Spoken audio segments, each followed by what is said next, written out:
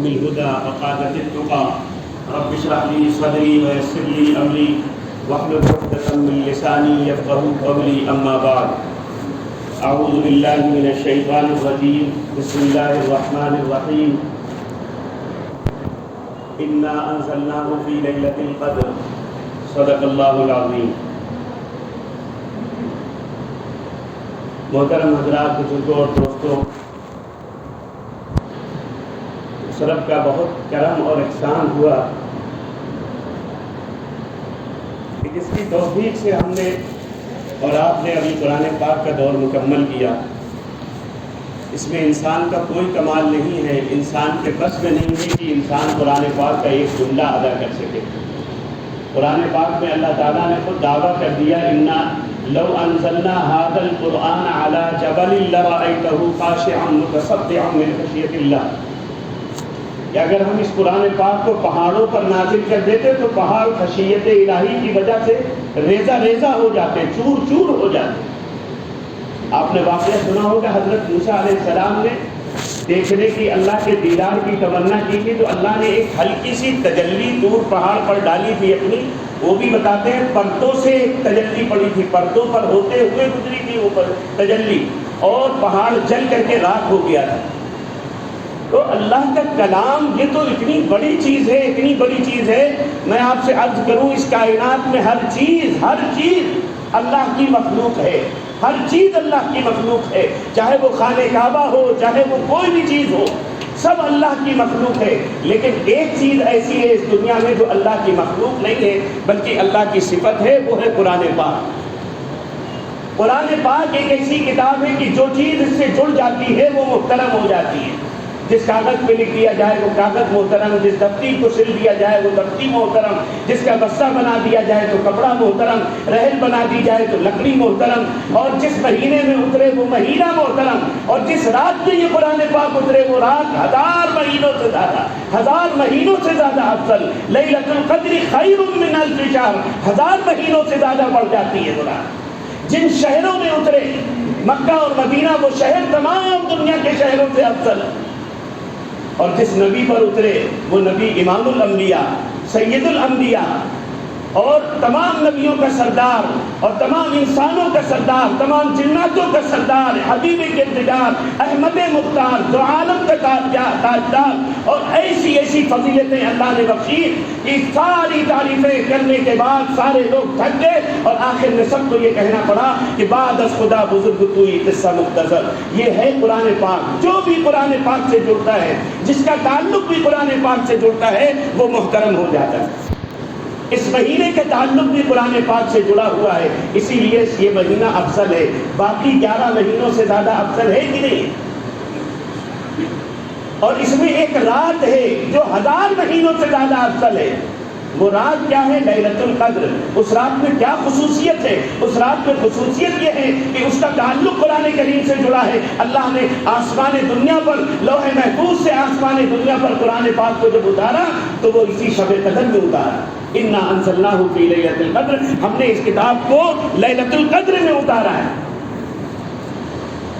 تو اگر ہمارا اور آپ کا تعلق بھی قرآن کریم سے جڑ جائے گا تو کیا ہم محترم نہیں ہو جائیں؟ لیکن افسوس کے ساتھ کہنا پڑتا ہے کہ ہمارا تعلق آج قرآن کریم سے نہیں. میں انکار نہیں کرتا، آپ کہیں گے یہ گستاخی کر رہے ہیں. گستاخی بالکل نہیں ہے. معذرت کے ساتھ قرآن پاک سے جیسا تعلق ہونا چاہیے اور جتنا تعلق ہونا چاہیے اتنا تعلق نہیں ہے. جیسا تعلق ہونا چاہیے ویسا تعلق نہیں ہے. ہر چیز کے لیے دو چیزیں ہوتی ہیں، ایک کمیت ہوتی ہے، ایک کیفیت ہوتی ہے. کمیت کہتے ہیں تعداد کو اور کیفیت کہتے ہیں اس کی حالت کو. یعنی جیسے مثال کے طور پر گرمی کا زمانہ ہے، آپ پانی کی پیاس لگی ہے، آپ آئے اور آپ کو پانی کی پیاس لگی ہے، پانی پیش کیا گیا آپ کو، لیکن پانی ٹھنڈا تو تھا، اس کی کیفیت تو تھی، ٹھنڈا ہے پانی، ٹھنڈے پانی کی طرف تھی آپ کو، ٹھنڈا پانی تو ملا، لیکن ایک گھونٹ ملا سے بتائیے پیاس بجھے گی؟ نہیں بجھے گی. یا پانی تو پورا گلاس بھر کے ملا آپ کو لیکن ٹھنڈا نہیں تھا، گرم پانی تھا، ٹنکی کا بھرا ہوا پانی دے دیا گیا، مزہ آئے گا؟ نہیں آئے گا۔ تو کمیت اور کیفیت دونوں ہونی چاہیے۔ بالکل اسی طریقے پر قرآن کے تعلق میں کتنا تعلق ہو اور کیسا تعلق ہو، یہ چیز مطلوب ہے۔ کتنا تعلق ہو، اتنا تعلق ہو، اتنا تعلق ہو، ہمارا تعلق اتنا ہو۔ میں اگر کہہ دوں تو ابھی سب لوگ کہیں گے ہمیں کوسیں گے بعد میں۔ میں ایک بات پوچھوں، آپ کا اور ہمارا تعلق موبائل سے زیادہ ہے یا قرآن سے زیادہ ہے؟ ایمانداری سے بتائیے، آپ موبائل کو وقت زیادہ دے رہے ہیں یا قرآن کو زیادہ وقت دے رہے ہیں؟ ایمانداری سے بتائیے۔ ہمارا تعلق اتنا ہو قرآن پاک سے، کم از کم اتنا تو ہو جتنا موبائل سے تعلق ہے۔ کم از کم اتنا تو تعلق ہو کہ ہماری روز کی صبح کی ابتدا قرآن پاک کی تلاوت سے ہو رہی ہو۔ کم از کم اتنا تعلق تو ہو کہ قرآن پاک کا جو حق ہے کہ کم از کم سال میں 2 دور ختم کیے جائیں۔ رمضان کے علاوہ قرآن پاک کی تلاوت کا ماحول ختم ہو گیا۔ ہمارے گھروں سے صبح کو قرآن پاک کی تلاوت کی آوازیں آتی تھی، آج وہ آوازیں ختم ہو گئی۔ اسی لیے پوری دنیا میں آج ہم ذلیل اور خوار ہو رہے ہیں۔ وجہ کیا ہے؟ قرآن سے تعلق ہمارا ٹوٹا ہے۔ آج بھی اگر ہم قرآن والے بن جائیں اور رسول والے بن جائیں اور اللہ والے بن جائیں اور قرآن سے تعلق جوڑنے والے بن جائیں، آج بھی لوگ ہمیں سر کا تاج بنانے کے لیے تیار ہیں۔ لیکن ہمارا تعلق قرآن کریم سے ٹوٹ گیا ہے، جس کی بنیاد پر آج ہم پوری دنیا میں ذلیل ہو رہے ہیں، خوار ہو رہے ہیں اور پریشان ہیں۔ لوگ ہمیں جو ہے ڈسپوزل گلاس کی طرح یوز کر رہے ہیں۔ ہمارے متولی صاحب تشریف لے آئے ہیں، آگے تشریف لے آئے۔ راجہ بھائی گزارش ہے، بس دعا ہو گزارش۔ تو میں عرض یہ کر رہا تھا، قرآن کریم سے اپنا تعلق پیدا کریں، اپنے بچوں کو مدرسے بھی بھیجیں۔ اسکول کی تعلیم منع نہیں ہے، سب اعلیٰ سے اعلیٰ تعلیم دلائیے، اچھی سے اچھی تعلیم دلائیے، لیکن ان کو مکتب میں بھیجیے۔ مسجد میں بھی مکتب چلتا ہے، آپ یہاں پر بچوں کو بھیجیں۔ 1 گھنٹہ 2 گھنٹہ جتنا وقت ہے بچوں کے پاس، ادھر ذرا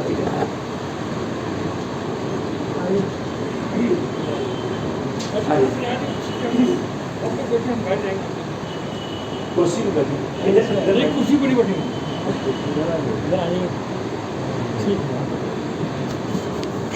تو ہم اپنے بچوں کا تعلق قرآن کریم سے جوڑیں اور مدرسے میں بھیجیں، مدرسے کی تعلیم دلائیں، بچوں کو قرآن پاک کی تعلیم دلائیں۔ کم از کم اتنی تعلیم دلائیں کہ وہ بچے کو قرآن پاک، جس دن ہم دنیا سے رخصت ہو رہے ہوں تو کم از کم وہ ہمیں دعا کر سکے، ہمارے لیے احسان ثواب کر سکے، نماز جنازہ ہماری پڑھ سکے۔ ورنہ یہ منظر دیکھنے کو مل رہے ہیں آج کل کہ نماز جنازہ تیار کھڑی ہے، امام صاحب اجازت مانگ رہے ہیں کہ نماز پڑھائی جائے، پتہ چلا بیٹا صفوں سے دور ہے، پیچھے بیٹھا ہوا ہے۔ کیوں صاحب کیوں بیٹھا ہوا ہے؟ باپ کی نماز جنازہ نہیں پڑھ سکتا۔ انجینئر ہے، وہ ڈاکٹر ہے، سب کچھ بنا دیا ہم نے، لیکن اس کو ہم نے دین کی تعلیم نہیں دلائی۔ اس کی وجہ سے آج وہ ہماری نماز جنازہ نہیں پڑھ پا رہا۔ میں کہتا ہوں آپ امام اعظم کو بلا لیجئے اور مفتی اعظم کو بلا لیجئے، امام حرم کو بلا لیجئے باپ کا جنازہ پڑھانے کے لیے۔ اس کے دل میں اور اس کے زبان میں وہ درد پیدا ہو ہی نہیں سکتا جو بیٹے کے لیے، بیٹے کے دل میں باپ کے لیے پیدا ہوگا جب وہ پڑھے گا اللہم اغفر لحینا و میتنا۔ جس درد کے ساتھ بیٹا کہہ سکتا ہے مفتی اعظم نہیں کہہ سکتا، اور جو ہے امام حرم بھی اس درد کے ساتھ نہیں کہہ سکتا، وہ کیفیت نہیں لا سکتا جو اپنی ماں کے جنازے میں اور اپنے باپ کے جنازے میں بیٹے کے لیے ہوگا۔ تو ہم اپنے بیٹے کو کم از کم اس قابل تو بنائیں، اپنی اولادوں کو اس قابل بنائیں کہ ان کو نماز آتی ہو، ہماری نماز جنازہ تو پڑھ سکے، وہ ہمارے لیے احسان ثواب تو کر سکے، صدقہ جاریہ تو بن سکے۔ اور یہ رمضان المبارک کا مہینہ چل رہا ہے، 2 باتیں رمضان المبارک سے متعلق عرض کرنی ہے۔ ایک تو یہ کہ رمضان المبارک کا جو روزہ ہے اللہ تعالیٰ نے ہمارے اوپر فرض کیا ہے، اور یہ اتنی اہم عبادت ہے کہ اللہ تعالیٰ اس عبادت کے ذریعے سے بندے کو اپنا محبوب بنا لیتے۔ اور روزہ اللہ تعالیٰ نے جو فرض کیا ہے اس لیے کہ لعلکم تتقون، تاکہ تمہارے اندر تقویٰ پیدا ہو جائے۔ تم تقویٰ کیسے کہتے ہیں؟ اللہ کے ڈر سے گناہ چھوڑ دیں۔ اور روزے سے جتنی جلدی تقویٰ پیدا ہوتا ہے کسی اور عبادت سے نہیں۔ آپ دیکھیں ٹھنڈا ٹھنڈا پانی فریج میں موجود ہے اور دوپہر میں گرمی لگ رہی ہے، شدت کی پیاس لگی ہے، کوئی نہیں دیکھ رہا ہے، چاہے تو وہ نکال کے پی سکتا ہے لیکن نہیں پی رہا۔ کیوں؟ میرے رب کا حکم نہیں ہے اس لیے نہیں پی رہا۔ وضو میں حد تو یہ ہے، وضو میں منہ تک پانی لے گیا اور اس نے حلق میں نہیں جانے دیا، نیچے کلی کر دیا۔ اللہ کو بڑا پیار آتا ہوگا، دیکھو میرا بندہ اس کے حلق میں خشک ہو چکا ہے حلق، اور اس کے کانٹے پڑ چکے ہیں حلق میں، اور یہ منہ تک پانی لے گیا، لیکن میرا حکم نہیں ہے، میں نے منع کیا اس لیے اس نے کلی کر دیا، پانی اندر نہیں جانے دیا۔ اللہ کو پیار آتا ہے۔ افطار کے وقت سب چیزیں سبھی رکھی ہیں لیکن نہیں کھا رہا، میرے رب کا حکم نہیں، اور جیسے ہی اذان ہوتی ہے پھر کوئی ہاتھ بھی پکڑے نا تو وہ جھٹک دے گا، نہیں مجھے کھانے دیجیے۔ لعلکم تتقون، یہ روزہ اتنی جلدی تقویٰ پیدا کرتا ہے جتنی جلدی کوئی اور عبادت تقویٰ نہیں پیدا کرتی۔ روزہ اہم ترین عبادت ہے۔